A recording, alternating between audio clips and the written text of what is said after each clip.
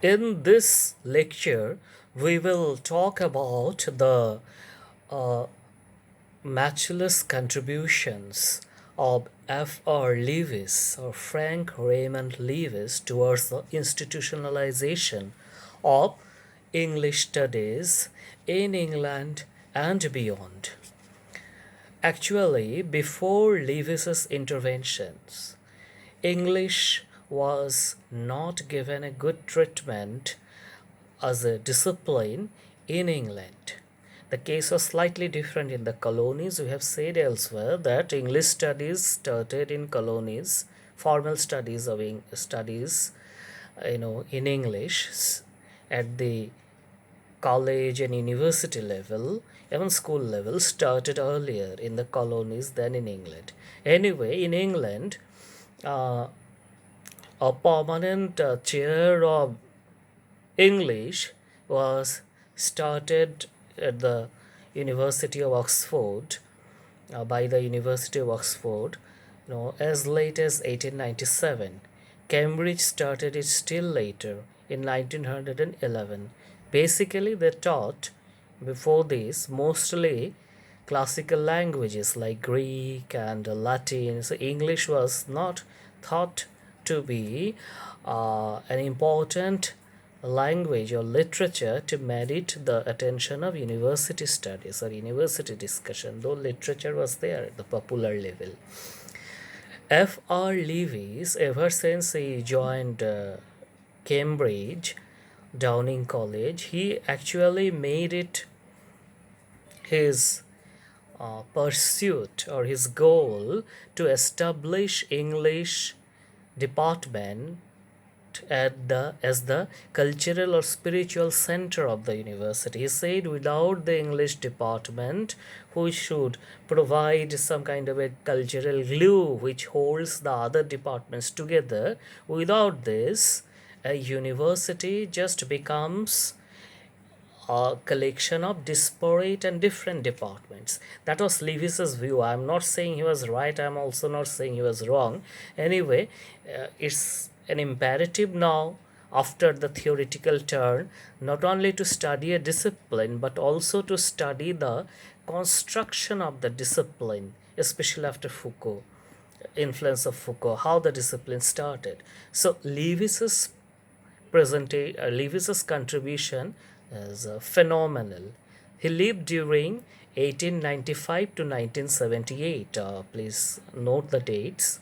In more or less the greater part of the 20th century. And we say that all English departments all over the world are till date basically Leavisite, knowingly or unknowingly. Even the challenges that are coming to the traditional canon is basically a challenge to the Leavisite canon, which was an elitist or is an elitist and a bit exclusionist canon. At the same time, it upholds the idea of a kind of pre-industrial, common down to earth and organic life. But at the same time, it's not available to all. That is the contradiction which lies at the heart of it. We'll go into greater details. Anyway, uh, this is a continuation of my lecture on the English canon.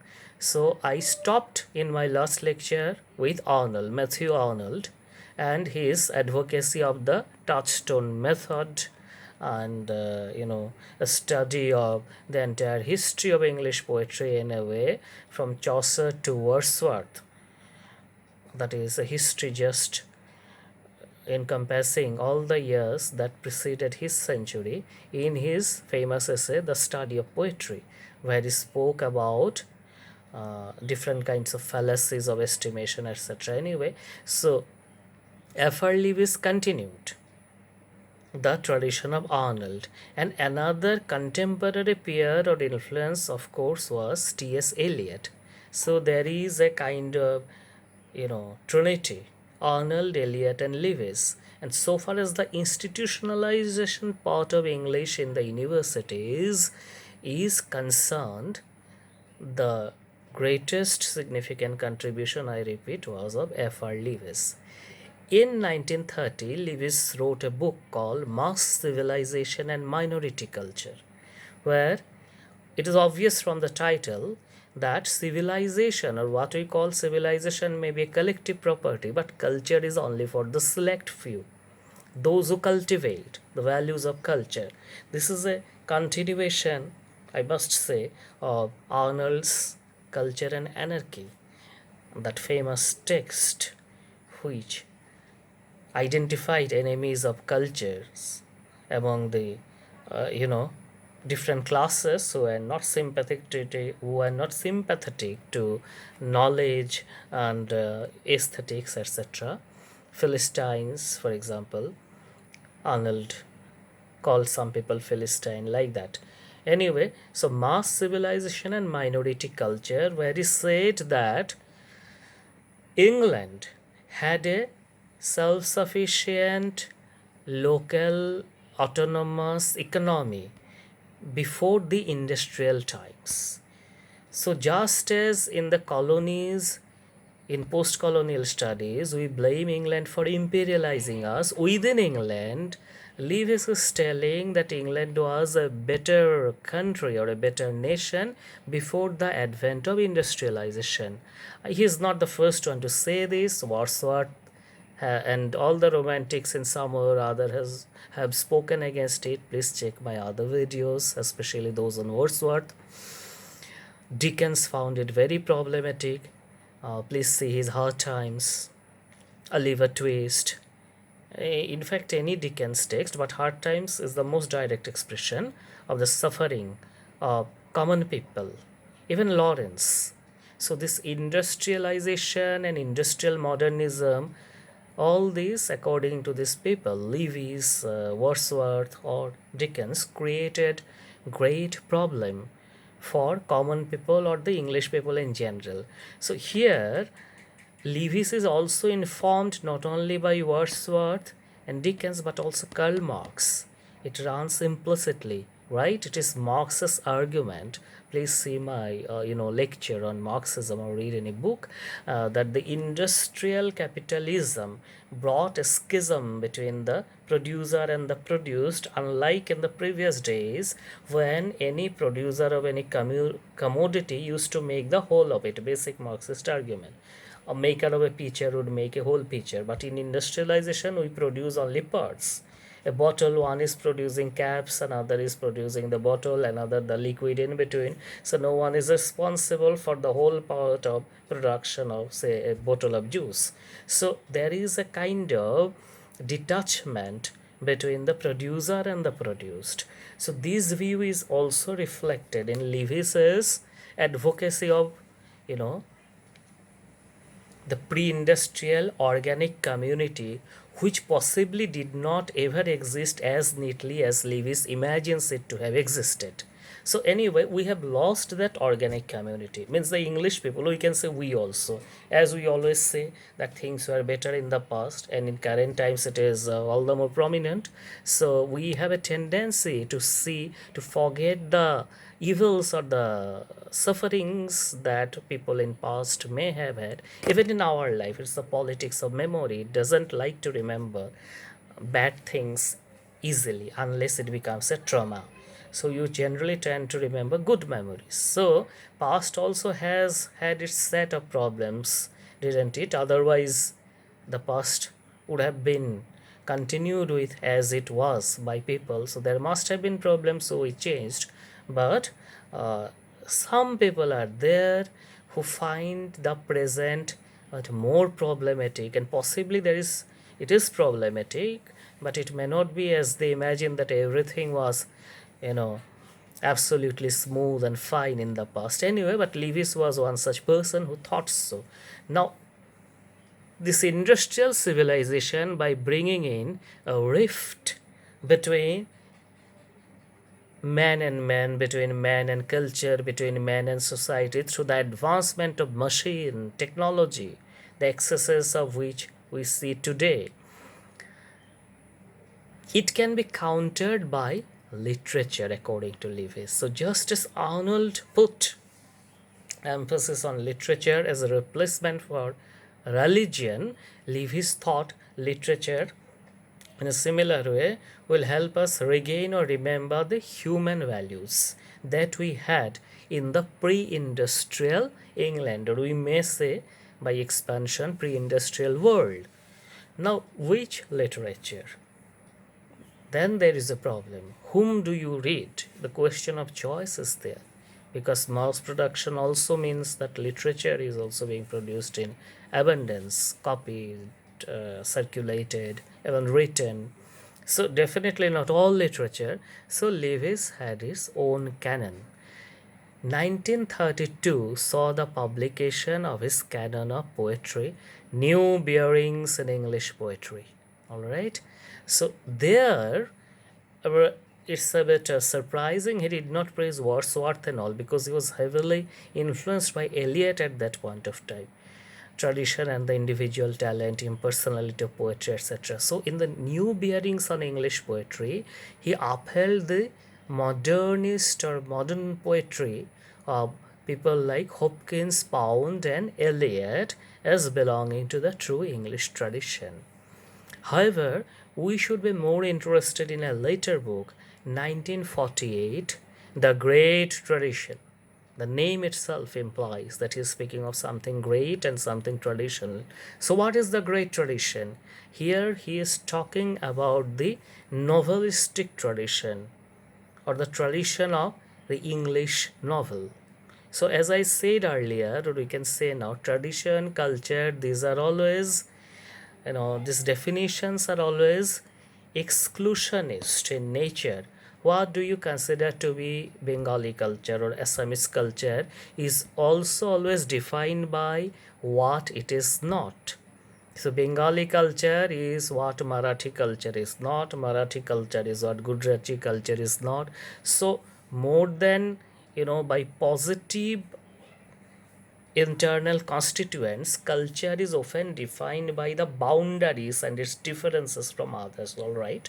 So, and that creates a lot of problem finally. So we have to understand that all cultures are human productions. These are not given by God from above, which you have to carry for centuries together. The same way, whatever good will keep, if there is something bad, will change, as simple as that. So culture, I mean, suppose you are an Uzbekistani person. So it's not necessary that because you are born in Uzbekistani, you will hold to everything that is in Uzbekistani culture as good and remote, etc. But in a way, that was not Lewis's view. That is my view. But Lewis had similar view, but rather in a more conservative form. What I wanted to say is that he believed that certain things from the past should always remain like that. So for that, he chose certain novelists. He said, very interestingly, that great English novelists are Jane Austen, George Eliot, Henry James, and Joseph Conrad. Only four. So, like the four versions of Christ's life in the Bible, he may have been influenced by that. Gospels according to Luke, John, Matthew, and Mark. These are the four Gospels, or the four great tragedies of Shakespeare. We have the four Vedas. I don't know whether Lewis actually knew about it. Four. So Jane Austen, George Eliot, Henry James, and Joseph Conrad are the great English novelists. What is very interesting to note is that, with the exception of Jane Austen, he excluded all those very popular English writers, including Richardson, Daniel Defoe, Charles Dickens, and Thomas Hardy, who were in those times more popular than Conrad or George Eliot. And it has also been pointed out the great mistake made by Lewis, technical mistake, that his Englishness was Britishness, right? But the two people here, only two people are British, Jane Austen and George Eliot. The rest are not even British, American and Polish person they are. That is Henry James and Joseph Conrad. But anyway, by language they were English. So only four novelists are great. What is the criteria of that greatness? If you remember Arnold, Arnold says that the criteria of great poetry is high seriousness, and he did not canonize Chaucer as great because Chaucer, according to Arnold, lacked high seriousness. Maybe he was comparing Chaucer with people like Dante, Virgil, then definitely in that sense there is an objectivity in Arnold's understanding, but we can give counter argument that who says that if you are humorous you are not serious, possibly because you are serious about things in your society that you are taking a humorous way to expose them, which was Chaucer's method anyway, but the style and all, so high seriousness is lacking. It has a strong influence on Leavis. So Leavis said the criteria of great writing or great novel is a general openness before life. That is a very vague thing. But anyway, since this is a series in the criticism of the canon, I'll rather follow the criticism of Leavis. But later, in my personal life, I have aligned myself more with Leavis in the long run, which I love till now. I have made some understanding. I've come to some understanding of what it means to be general openness before life. But right now, I'll go with the trend in theory in this video and argue that this is a very vague thing, elitist thing, and because Leavis says that these four have general openness before life, they have. If he feels some do not have, they do not have. If you read objectively, Charles Dickens has greater openness before life, if you mean canvas by that, huge if you take a scammer. But you know what Leavis said, that Dickens is of course sort of a classic, but he's not a great writer because his talent is basically that of an entertainer. So as we say, oh, this is a joker, like that. So entertainer, dismissed. The same thing was said by Nirotsi Chaudhuri about Satyajit Ray when he was approached. People approach Nirotsi for different things. There is an interview. So what do you say of Ray? Because Ray was a big shot. He is great. Nirotsi said that he is an entertainer. So he did not see any value in film as such, as a serious thing, Nirotsi. So similarly dismissed Dickens as entertainer, F.R. Leavis, not a serious novelist who is worth reading. However, the exclusion of Dickens cost Leavis himself heavily, bhari par gaya. So he had to revise his opinion, and later Dickens, the novelist, he had to write another book to accept Dickens as the part of the canon. Apart from these four, who are these four? Jane Austen, George Eliot, Henry James, and Joseph Conrad. There's a fifth one who is indicated as great in the great tradition, though he has not gone into detailed engagement. There's D.H. Lawrence. Here we see Leavis's farsightedness. The contemporaries, even Eliot, had condemned Lawrence, because he indulged directly in depiction of sexuality. But Leavis was to argue that Lawrence was not pornographic. He was showing sex as a natural part of life which has to be celebrated in order to bring back the humanity, humanness, if we may say so, which has been lost from our lives due to the encroachment of industrialism. Sex is very human, isn't it? Industrialism is not. So it's not an end in itself, the difference between pornography and serious literature that we make. Though these days these boundaries are also going away, but still that pornography, indulges your passion for its own end. But in serious literature, sex is a part of a thing or a means to an end, etc. So Leavis canonized D.H. Lawrence, and well, today we know that he was right. Lawrence is recognized as one of the greatest writer, not only of English literature but world literature. So in many cases he was right, but in cases like Dickens, he made a mistake, And a very similar mistake he made in case of Milton. He could not assess Milton properly. He found faults with Milton's styles, his view of the universe. Obviously, he was towing the lines of Eliot. Eliot also had same regard for same kind of thoughts for Milton. But Milton is great. I have made other just one video earlier. I'll make more. They did not understand Milton properly. They could not. At the same time, I would say Eliot did not want to understand Milton, because sometimes it becomes necessary that when you do something new, you go against the established authors. That is the Oedipal complex at the literary level, or at the literary level, so which Harold Bloom beautifully calls the anxiety of influence. So Eliot's rejection of Milton, which influences Leavis's rejection of Milton as a great poet, must have been or rather has been a case of anxiety of influence.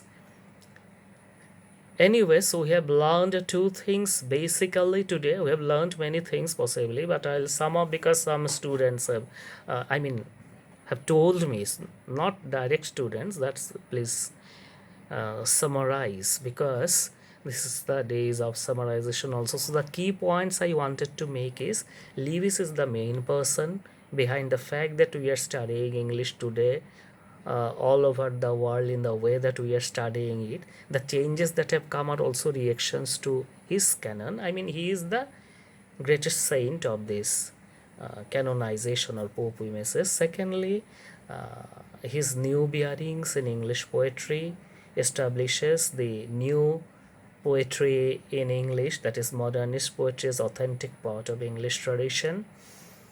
Thirdly, and most importantly, his great tradition identifies four writers as authentic representatives of English culture and tradition, and English collective community, which he repeatedly calls organic community, which existed before the industrialization of England.